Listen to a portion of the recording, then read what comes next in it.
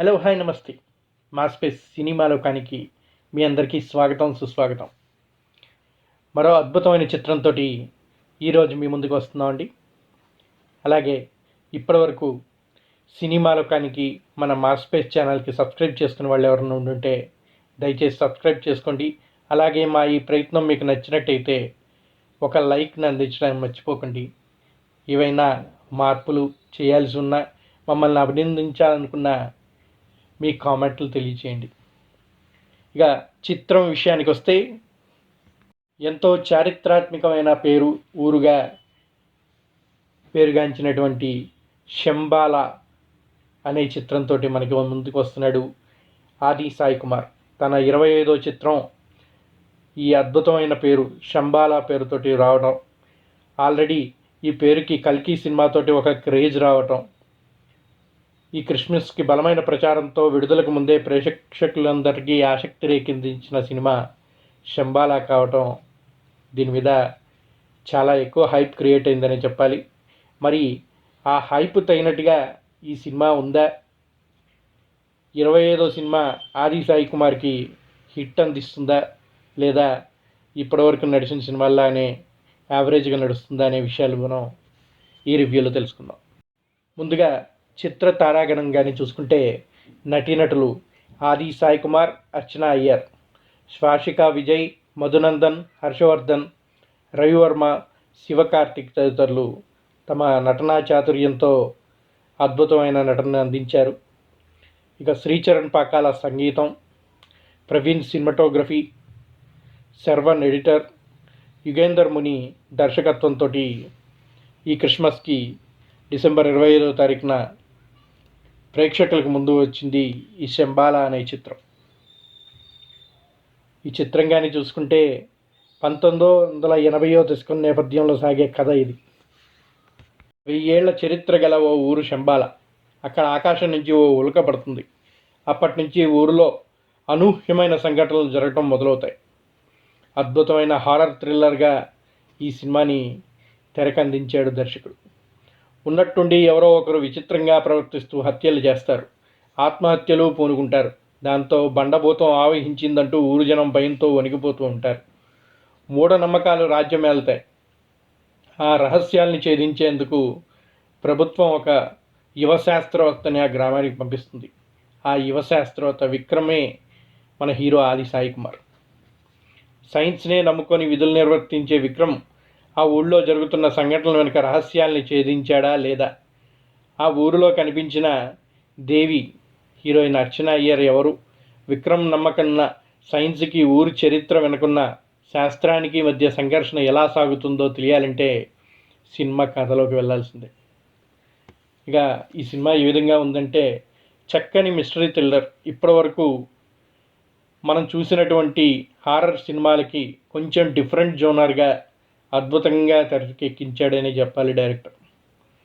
కొంతకాలంగా విశేష ప్రాచుర్యంలోకి వచ్చిన జోనర్ ఇది. భయపెట్టే అంశాలు, ఉత్కంఠ రేకెత్తించే రహస్య కోణం, పురాణ నేపథ్యం, సనాతన ధర్మం, దేవుళ్ళు, ఆత్మలు, ఇలా బోలెడన్ని అంశాలు ఈ కథలో నిక్షిప్తమై ఉన్నాయి. వీటన్నిటినీ పక్కాగా మేళవించి తెరపైకి తీసుకొస్తే చాలు, విజయం ఖాయం. ఆ విషయంలో డైరెక్టర్ 100కి 90% సక్సెస్ అయ్యాడని చెప్పాలి.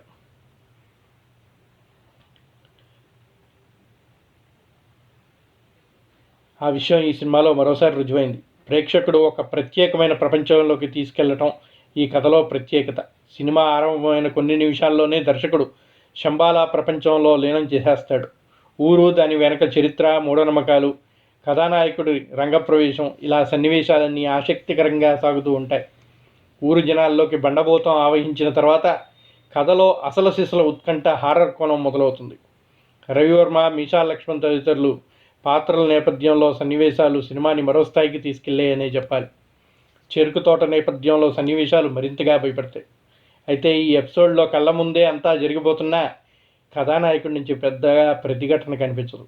అదంతా కథను ముందుకు నడిపించడానికి దర్శకుడు స్వేచ్ఛని తీసుకొని సన్నివేశాలను మలిచినట్టుగా అనిపిస్తూ ఉంటుంది. తన క్రియేటివిటీని అంతా చూపించాడు.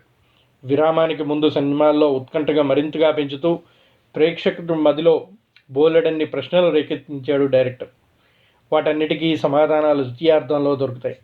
ఊరు దేవత చరిత్ర, ఉల్కపడటంతో జరిగిన పరిణామం, అరిషడ్వర్గాల కోణం, ఇలా అసలు కథంతా ద్వితీయార్థంలోనే బయటకు వస్తుంది. ఆ సన్నివేశాలన్నింటినీ పక్కాగా రాసుకుని అంతే పకడ్బందీగా తెరపైకి తీసుకొచ్చాడు దర్శకుడు. ఎక్కడా కూడా బోర్ అనిపించకుండా అందరినీ కూడా ఆ సినీ ప్రపంచంలో లీనం అయ్యేటట్టుగా చేయటంలో సక్సెస్ అయ్యాడు డైరెక్టర్. ద్వితీయార్థంలోనూ బండభూతం మరికొందరిని ఆవహించడం, వాళ్ళని ప్రతిఘటిస్తూ కథానాయకుడు చేసే పోరాటం ఉత్కంఠంగా రేకెత్తిస్తుంది. ఒక దశలో వీళ్ళంతా జాంబీ సినిమాలో వాళ్ళలాగా కనిపిస్తూ ఉంటారు. చిన్నారితో పతాక సన్నివేశాలని ముడిపెట్టడంతో భావోద్వేగాలు మరింతగా పండుతాయి. కథానాయకుడు అసలు సమస్య ఎలా పరిష్కారం కనుక్కుంటాడనే ఉత్కంఠ చివరి వరకు కొనసాగించాడు డైరెక్షన్. ఇక ఈ సినిమా ఏ విధంగా నటించారు, ఎవరెలా చేశారనే విషయాలు కానీ వస్తే, బలమైన పాత్రలతో రూపుదిద్దుకున్న కథ ఇది. కథానాయకుడిగా ఆది సాయి కుమార్ చాలా రోజుల తర్వాత ఒక గాఢమైన పాత్రలో కనిపించి మెప్పించాడు. ఈ సినిమా 25వ సినిమా తనకి చక్కని హిట్ అందించే అవకాశం ఉన్నట్టుగా కనిపిస్తుంది. ఇందులో ఆయన ఆహార్యం, సహజమైన నటన పాత్రకు మరింత బలాన్ని ఇచ్చింది. యాక్షన్ సన్నివేశాలతోనూ మెప్పించాడు. అర్చన అయ్యర్ ఎవరూ ఊహించని పాత్రలో కనిపిస్తుంది. నాయకులే కాదు, రవివర్మ, మీసాల లక్ష్మణ్ మొదలుకొని ఇంద్రనీల్, మధునందన్, శైలజ, ప్రియా, శ్రావణ్య, సంధ్య, స్వాసిక, విజయ్ బేబీ, చిత్ర, శివకార్తిక్ తదితరులు పోషించిన పాత్ర కూడా సినిమాకు బలమైన ప్రభావమే చూపిస్తాయి. సాంకేతిక బృందం ఈ సినిమాకే వెన్నెముక. శ్రీచరణ పాకాల నేపథ్య సంగీతం బాగా ఆకట్టుకుంటుంది. ప్రేక్షకులకు భయాన్ని పుట్టిస్తుంది. వెన్నులో వణుకెలా ఉంటుందో చూపిస్తుంది. ప్రవీణ్ కే బంగారు విజువల్స్ శంబాలా ప్రపంచాన్ని ఎంతో సహజంగా ఆవిష్కరించాయి. రాత్రి వేళల్లోనే ఎక్కువగా సన్నివేశాలు సాగుతాయి. వాటిని తన కెమెరాలో ప్రభావవంతంగా బంధించాడు దర్శకుడు. యుగంధర్ ముని రచనలో అక్కడక్కడా లోటుపాట్లు కనిపించినా మేకింగ్ పరంగా మాత్రం పట్టు ప్రదర్శించాడు. నిర్మాణం ఉన్నతంగా ఉంది. చక్కని కథాంశం, ఉత్కంఠతో సాగే కథనం, నటీనటులు వాళ్ళ యొక్క ఆహార్యం, అద్భుతమైన నటనా చాతుర్యం, సంగీతం, విజువల్స్ ఈ సినిమాకి ప్రధాన బలాలుగా చెప్పచ్చు. బలహీనతల విషయానికి వస్తే పతాక సన్నివేశాల్లో కొద్దిగా జారవిడిచినట్టుగా ఉంటుంది. శంబాలా సినిమా ప్రతి ఒక్క ప్రేక్షకుడికి థ్రిల్ని పంచుతుందనటంలో ఎటువంటి అతిశయోక్తి లేదు. అద్భుతంగా తెరకెక్కించారనే చెప్పాలి. శంబాలా మూల కథలోకి వెళ్తే 1980లో శంబాలా అనే మారుమూల పల్లెటూరులో ఒక ఉల్క పడుతుంది. అది పడిన కోణం నుంచి ఊరిలో అరిష్టాలు జరుగుతుంటాయి. కొందరు వింతగా ప్రవర్తించడం మొదలు పెడతారు.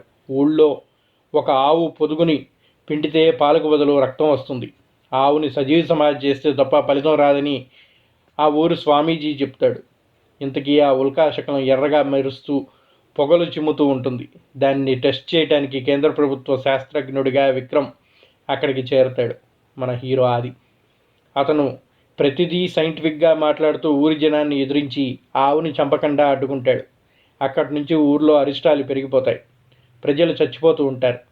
ఆ ఉల్కకి చావులకి సంబంధం ఏంటో తెలియక సైన్స్ని నమ్ముకున్న విక్రమ్ కూడా అయోమయంలో చెందుతూ ఉంటాడు.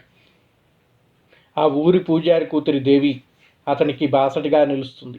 ఆ తర్వాత ఏమవుతుంది, ఈ కథలో సైన్స్ ఎంత, స్పిరిచువాలిటీ ఎంత అనేది తెర మీద చూస్తేనే అర్థమవుతుంది. ఆ అద్భుతమైన చిత్రీకరణ, ఆ సౌండ్ ఎఫెక్ట్స్ తోటి ఇది రియల్ సినిమాటిక్ మూవీగా ఆ సినిమా పెద్ద స్క్రీన్ పైన చూస్తేనే దీని యొక్క రియల్ ఎఫెక్ట్ని అందరూ కూడా పొందొచ్చు అని చెప్పచ్చు. ఇది డెఫినెట్గా థియేటరికల్ మూవీ. దగ్గరలో ఉన్న థియేటర్లోకి వెళ్ళి ఈ సినిమాని, ఈ అద్భుతమైన శంబాలా ప్రపంచాన్ని ప్రతి ఒక్క ప్రేక్షకుడు కూడా చూసి ఆనందించాలని కోరుకుంటున్నాం. ఇక కథలోకి వెళ్తే, ఎక్కడో ఉన్న పురాణ కథను తీసుకొని దానికి హారర్ ఎలిమెంట్ జోడించి డివైన్ ఎలిమెంట్లో నడిపిన కథ ఈ శంబాలా. హీరో ఉన్నాడు కాబట్టి డ్యూయట్స్ పాడే హీరోయిన్ ఉండాలనే ఫార్ములా పెట్టుకోకుండా కథనాన్ని నడిపిన వైనం బాగుంటుంది. అయితే ఉల్కను పరీక్షించడానికి ఒకే ఒక్క సైంటిస్ట్ లింగులు ఇట్టుకుమంటూ రావటం, ఫైటింగ్లు గట్రా చేసేయటం లాంటివి అంతగా అతకని సినిమాటిక్ లిబర్టీగా కనిపిస్తున్నప్పటికీ సినిమాని ఎక్కడా కూడా బోర్ కొట్టించకుండా అద్భుతంగా తీసాడు డైరెక్టర్. ఇక దేవి పాత్ర అంతలా మేకప్ వేసుకొని తిరుగుతుంటే ఆడియన్స్కి చివరికి ఈ క్యారెక్టర్ రివీల్ అలా అవుతుందేమో అని అనుమానం కలుగుతుంది.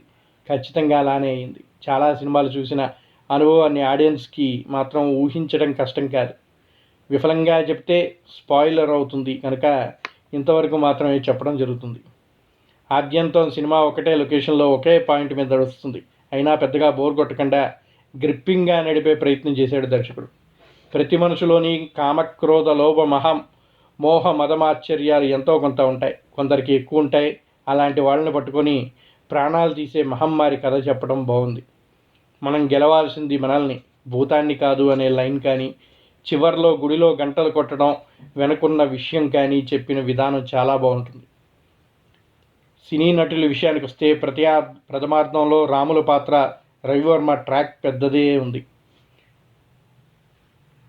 పాత్రోచితంగా ఎంగేజింగ్గా నటించాడు. ఆది పాత్రకు తగిన మెథడ్ యాక్టింగ్ లాంటిది ఏదైనా ప్రయత్నించి ఉంటే ఇంకొంచెం బాగుండేది. తనలో మాస్ హీరో ఉన్నాడని జనానికి గుర్తు చేయడానికి అన్నట్టుగా మాస్ యాక్షన్ సీన్లు పెట్టాడు డైరెక్టర్. నాస్తికుడి నుంచి ఆస్తికుడిగా మారే సన్నివేశాలు, తన నుంచి ఇంకా బలమైన పర్ఫార్మెన్స్ ఆశించడం ఈ సినిమాలో మనం చూడొచ్చు. దేవి పాత్రలో అర్చన అయ్యర్ నిండుగానే ఉంది. మిగిలిన వారిలో బాలనటి బాగా నటించింది. ఈ సినిమాకి ఈ ముగ్గురే కీ హీరో యాక్టర్స్ అని చెప్పచ్చు. ఇక మీసాల లక్ష్మణ్, స్వాసికా విజయ్, మధునందన్లకు మంచి పాత్రలు పడ్డాయి. ఇంద్రనీల్ కూడా ఓకే, తక్కిన పాత్రధారులు వారి పరిధి మేరకు నటించి మెప్పించారు. టెక్నికల్గా నేపథ్య సంగీతం బాగుంది. సౌండ్ ఎఫెక్ట్స్ కూడా హారర్ ఫీల్ని పెంచాయి. నిర్మాణ విలువలు అంతంత మాత్రంగా ఉన్న ఏ రోజుల్లో కూడా మైథాలజీ సీన్స్ని ఆకట్టుకునేలా చూపించలేకపోయారు. అనుభూతిపరంగా విజువల్స్ ఇంకా పై స్థాయిలో ఉండాల్సింది. కెమెరా పర్ఫార్మెన్స్ అద్భుతంగా ఉన్న గ్రాఫిక్స్ని పెద్దగా వినియోగించలేదని చెప్పచ్చు. చివరిగా చెప్పేది ఏంటంటే, శాస్త్రీయత మూఢనమ్మకం అనే విషయాన్ని పక్కన పెడితే హాల్లో కూర్చున్న కాసేపు ఒక పాయింట్ పట్టుకొని ఎంగేజ్ చేయగలిగింది ఈ చిత్రం. అద్భుతంగా అందరినీ సినిమా అయిపోయే వరకు కూడా ఒక ప్రత్యేకమైన ప్రపంచంలోకి తీసుకెళ్లడంలో ఈ దర్శకుడు సఫలీకృతం అయ్యాడు. దానికి తగినట్టుగానే ఇందులో ఉన్న పాత్రలు అద్భుతంగా వాళ్ళ యొక్క నటనా చాతుర్యాన్ని చూపించారు అని చెప్పచ్చు. చక్కని సంగీతం, విజువల్ ఎఫెక్ట్స్ చాలా బాగున్నాయి ఈ సినిమాలో. ఇక మాస్పేస్ సినిమాలోకం రివ్యూ విషయానికి వస్తే, మేము ఈ సినిమాకి అందిస్తున్నటువంటి రివ్యూ 3/5.